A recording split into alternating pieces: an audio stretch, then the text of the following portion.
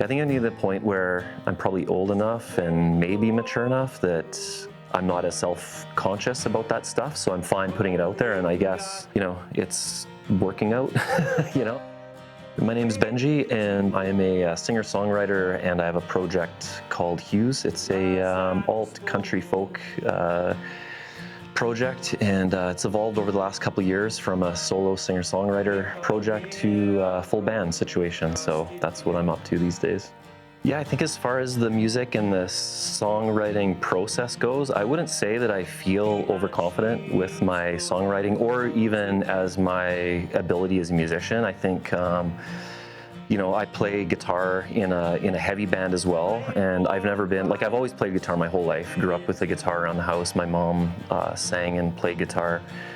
I've never been like a theory guy or a technique guy. When I play electric guitar, I've never been drawn to like shredder guitar players. I think I've always been drawn to songs, and both musically and I guess lyrically too, since I've started to become a better lyricist, but that's more recent. I think I've always been drawn to hooks and guitar licks and riffs, and so I think that must come across my songwriting, where I kind of let certain areas of songs breathe between lyrics. I think my confidence is growing a bit as a lyricist, but it's relatively new. Like, I didn't start really writing or get serious into writing words and putting them on paper and then actually feeling confident enough to sing them in front of people and release it till, probably in reality, like the last 5 years. I do it kind of in the house, in the corner room in my office, but feedback's been great, so I think the songs have been able to connect with people, even though a lot of them are very personal and specific to things that I've gone through or am going through or am reflecting on. I think people can still draw from them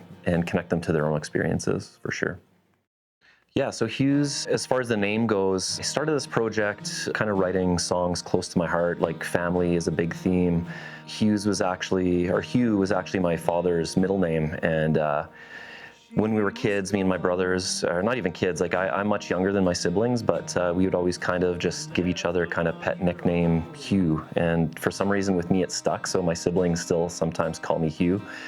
And I thought that'd be kind of a nice homage to my dad when I started this project. So he passed away shortly after, or right around the time I started the project. So I thought that'd kind of be special to keep that going. And yes, that's where Hughes comes from. Sometimes, people don't know that, but it's special for sure.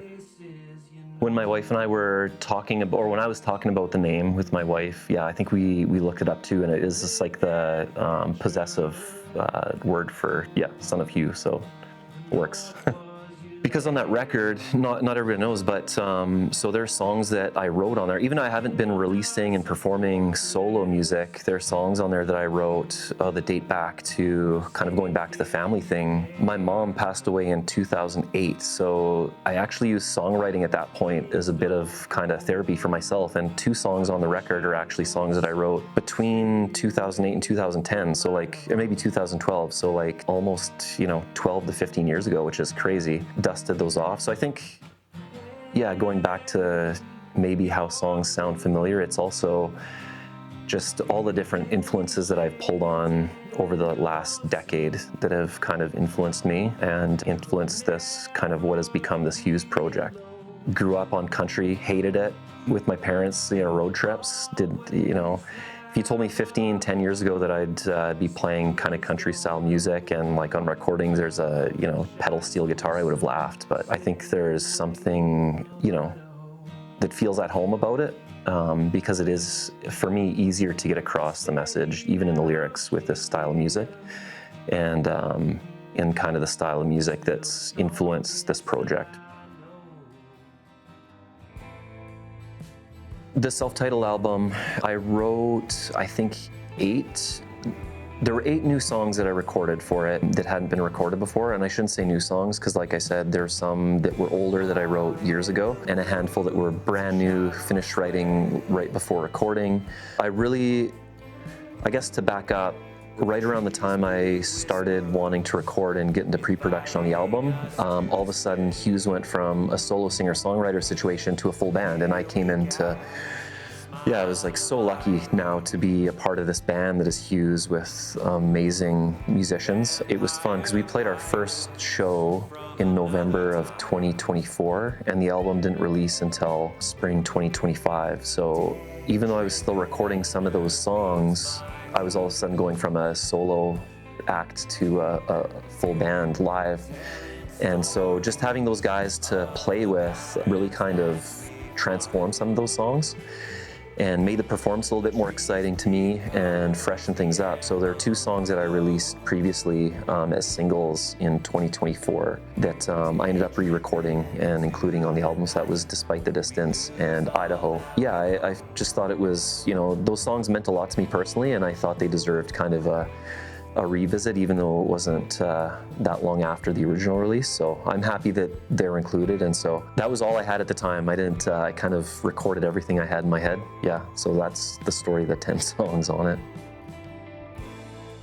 No, I think it is definitely a mashup of styles that kind of come together cohesively. I was intentional when I recorded it. I didn't want it to sound super diverse. I think in my other projects, learning like going from like an infancy stage of a band or a project, sometimes you release a record and you haven't really figured out what your style is or what your sound is. Not to say that's not a cool thing to do, but I think it makes listening to it a bit easier if everything kind of fits. So there's a bit of an intention on trying to make everything kind of sound cohesive, but at the same time, like I said, like some of these songs were written over the span of over a decade, so it was hard. You know, some of them were written through a time when I was like playing post-punk, like emo music, right? So there's a song on there that at one time that's what that was. So I kind of had to, you know, it had to morph into something that fit Hughes, but it still kind of keeps true to what it was at the time. So yeah, it might not necessarily be country or true folk or Americana, but I think it has flavors of those. But at the end of the day, it's kind of just what's kind of come out of me the last 10 years. So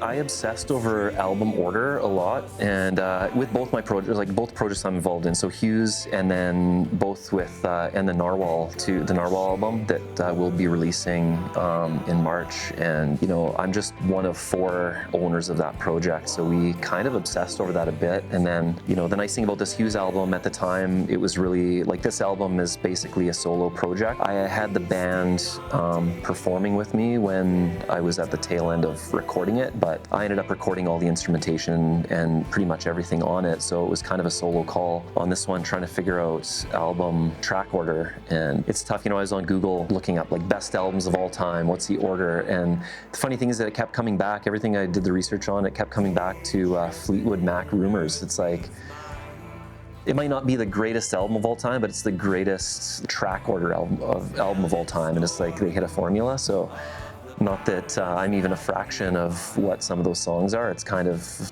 you get thinking in that way, right? It's like, hey, you want to start with a song that isn't your banger, but it gets people interested. Second one needs to be really good so that they get to the third song. Third song needs to hit hard, and then kind of go through those phases. And then the end one needs to kind of be that thing that everybody will remember.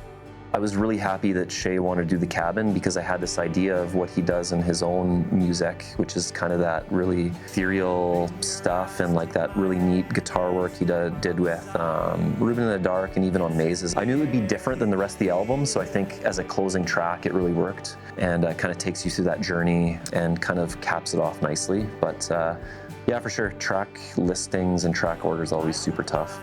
I don't think I've figured it out, but it's kind of a fun thing to have to, it's a fun problem to have to deal with for sure, when you have 10 songs that are yours and you can put them in whichever order you want.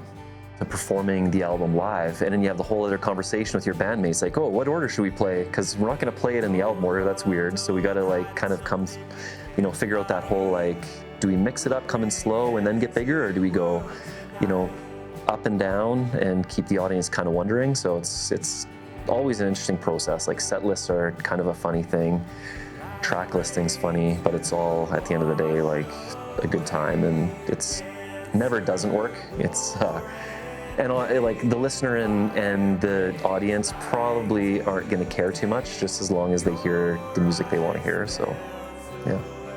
As far as collaborating with other artists and then all of the different things I'm involved in. I wasn't really involved in the music scene here in Yellowknife for many years. I was in a pretty active band, you know, in the early 2010s that ended up disbanding because bandmates moved, and then I really wasn't involved in the scene at all until really like the pandemic years, when I really kind of, because that's what I was able to do by myself, like get into the space of doing music again. And then that kind of created the Hughes project. It created the band I'm in, Narwhal, which has been a huge part of my life the last 5 years, really active, doing a lot of things. And then kind of the biggest, most rewarding thing for me is just all the other people that I've met, right? Like whether they're musicians, other artists that support the music scene here in Yellowknife. And so it's been really rewarding being able to do that. And it's like pushed me out of my comfort zone to actually, you know,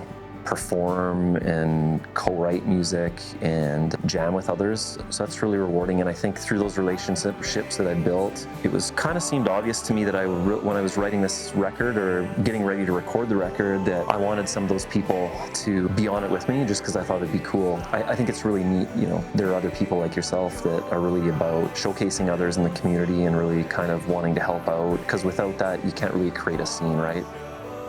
Yeah, I put some feelers out. I already had the songs demoed. I asked a few friends who I respect as artists if they'd be interested, and two that came back and chose songs right away were Ben Cornell and Shay Elaine. So Ben Cornell, he's another local guy that's super talented. He has his solo singer-songwriter project, and he's in the heavy psych rock band Mooch. And then Shay Elaine, longtime Yellowknifer, who his project now is Mazes and Sub Islands, and he played guitar in Reuben in the Dark, so lots of experience there. Both those two guys came back and said, yeah, we'd love to collaborate on a couple songs. So they both ended up being singles prior to the album release. Ben performed on the song Passerby, and Shay performed on the song The Cabin. So it was super fun to have those guys in the studio and here with me. I think without them, the songs wouldn't really be what they are. Yeah, just really cool experience for sure. Yeah, I'm just really excited that Hughes has kind of morphed from the original thing that I was doing just by myself to the band. I'm so lucky, I can't stress that enough. Ben, Glenn, Vishwa, and Jer have been great to play music with. And I think going forward, like my next kind of big thing on the horizon for Hughes is to get in the studio with those guys and actually record some original music with the full band. Have a couple new songs. We actually performed one at our last live show. So yeah, I think probably pump out a couple singles here over the next few months, or at least record them and come up with an idea of how to get those out for everybody to listen to. Would really like to get out of town a bit next year, play potentially festivals, or maybe do a little a run with Hughes elsewhere in Canada. I think that would be a lot of fun. So kind of in preliminary thoughts about how that might work. And then just continuing to collaborate and support other local musicians in the scene here and in the north. Have some ideas around some like live in session videos that I've been spinning around my head, and talk to my good buddy Jonny Vu about. Might try to do something there, but again, just kind of trying to go full circle and kind of get the scene going, provide more opportunities for local artists, provide local or opportunities for you know, friends that are trying to do music too. Get some exposure for the North. I think that's the biggest thing that I've learned over the last few years, especially with performance. It's really tough to get out of the North. Not there's anything wrong with staying in the North and performing in the North, but it's always nice to create opportunities for yourself to tour or play festivals elsewhere in Canada just for that exposure. And there's just this massive perception that it's impossible to get out of the North, and we're so far away.